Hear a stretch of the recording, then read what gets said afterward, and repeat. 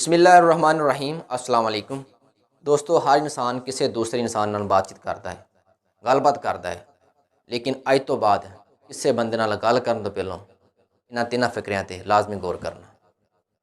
इसका फायदा की होएगा कि तुहानूं कभी भी बाद च पछतावा नहीं होएगा। नोट फरमा लो गल्लां की है। नंबर एक, क्या जिहड़ी मैं गल करन लगा वां, जिस बंदे नाल गल करन लगा वां, क्या इसका उसनूं फायदा है कोई।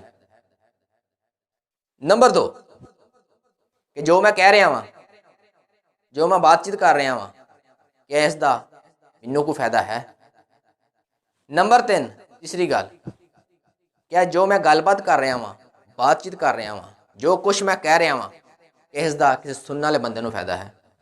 अगर तिन्नां चों किसी एक का भी फायदा है तो इंसान नूं गल कर लेनी चाहिए, नहीं तो खामोशी बेहतर है।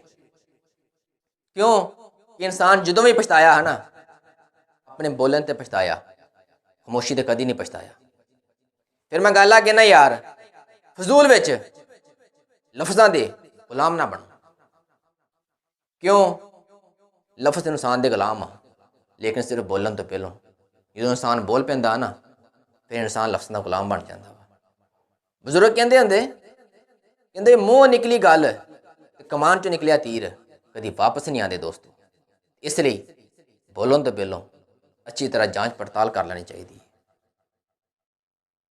तो दूसरी गल, जबान नूं अपना मजदूर ना बनाओ।